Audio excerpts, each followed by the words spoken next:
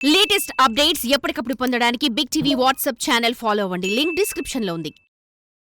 ఆ ఉమ్మడి జిల్లాలో బీఆర్ఎస్ పార్టీ ఇప్పుడు బాగా గడ్డు పరిస్థితిని ఎదుర్కొంటుందా? కారు పార్టీని వలస వ్యవహారం భయపెడుతోందా? ఆ ఉమ్మడి జిల్లాలోని ఒక నియోజకవర్గంలో కారు పార్టీని నడిపించే నాయకులే కరువయ్యారా? ఏం చేయాలో దిక్కుతోచని స్థితిలో ఉన్న గులాబీ బాస్ని కలవరి పెడుతున్న మరో మ్యాటర్ ఏంటి?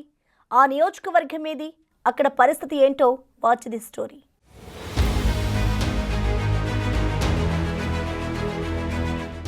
ఉమ్మడి నల్గొండ జిల్లాలో బీఆర్ఎస్ కు గడ్డుకాలం నడుస్తోందిట. 12 నియోజకవర్గాలున్న ఉమ్మడి జిల్లాలో కారు పార్టీ దాదాపు ఖాళీ అయినట్టే కనిపిస్తోందిట.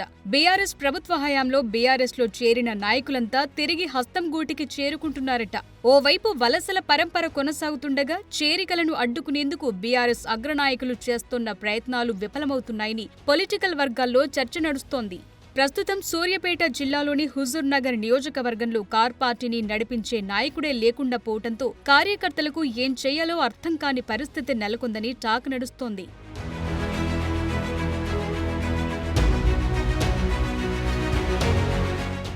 మాజీ ఎమ్మెల్యే శానంపూడి సైదిరెడ్డి పార్టీ మారక నియోజకవర్గంలో కారు నడిపే డ్రైవర్ లేక క్యాడర్ మొత్తం పక్కచూపులు చూస్తోందిట. 2019 ఉప ఎన్నికలో సైదిరెడ్డి గెలుపొందిన గతేడాది జరిగిన అసెంబ్లీ ఎన్నికల్లో కాంగ్రెస్ హవాలో ఓటమి పాలయ్యారు. అక్కడ ఉత్తమ్ కుమార్ రెడ్డి భారీ విజయం సాధించారు. ఆ తరువాత జరిగిన పార్లమెంట్ ఎన్నికల సమయానికి సైదిరెడ్డి పార్టీ మారి బీజేపీలో చేరారు. దాంతో ఆయన్ను కమలం పార్టీ నల్గొండ ఎంపీగా బరిలోకి దింపింది. కానీ ఆయన అక్కడ కూడా ఓడిపోవటంతో సైలెంట్ అయ్యారట.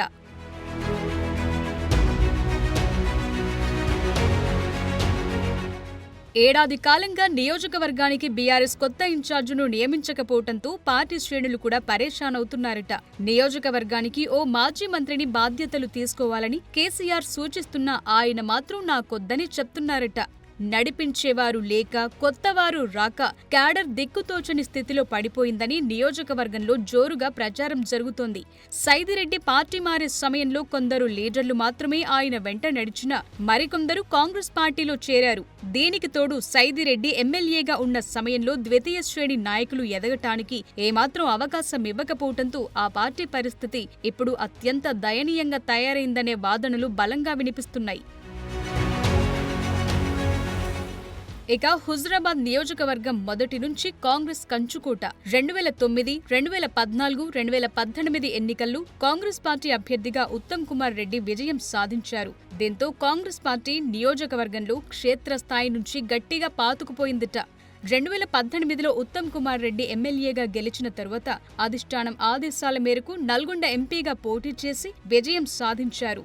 ఆయన రాజీనామాతో 2019లో జరిగిన ఉప ఎన్నికల్లో అధికారంలో ఉన్న బీఆర్ఎస్ అభ్యర్థిగా పోటీ చేసిన సైదిరెడ్డి గెలుపొందారు. అయితే అప్పటికీ నియోజకవర్గంలో కారు పార్టీ పరిస్థితి అంతంత మాత్రమేనని చెప్తున్నారు.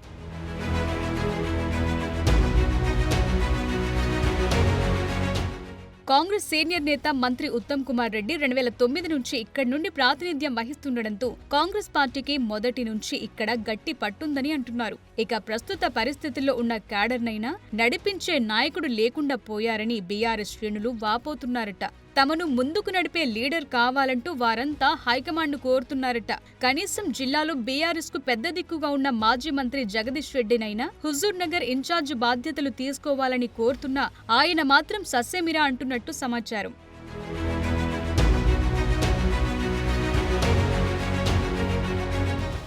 మరోవైపు గులాబీ బాస్ ను స్థానిక సంస్థల ఎన్నికల వ్యవహారం కూడా కలవరపెడుతుందట. ఉమ్మడి నల్గొండ జిల్లాలో సూర్యాపేట మినహా అన్ని మున్సిపాలిటీలు కాంగ్రెస్ ఖాతాలో చేరాయి. ఎంపీపీలు, జడ్పీటీసీలు, మాజీ సర్పంచులతో పాటు బడా చోటా లీడర్లందరూ గంపగుత్తగా కాంగ్రెస్ గూటికి చేరిపోవటం బీఆర్ఎస్ అధినేతకు తలనొప్పిగా మారిందట. దీంతో రాబోయే రోజుల్లో జరిగే స్థానిక ఎన్నికల్లో కార్ పార్టీ నుంచి పోటీ చేసే అభ్యర్థులే కరువయ్యారనే వాదనలు వినిపిస్తున్నాయి. గడ్డు కాలాన్ని అధిగమించేందుకు బీఆర్ఎస్ ఏం యాక్షన్ తీసుకుంటుంది? పార్టీ క్యాడర్ను మళ్లీ యాక్టివ్ చేసే బాధ్యతలను కేసీఆర్ ఎవరికిస్తారు? స్థానిక సంస్థల ఎన్నికల్లో కూడా బీఆర్ఎస్ కు పరాభవం తప్పదా అన్న చర్చ నడుస్తోంది.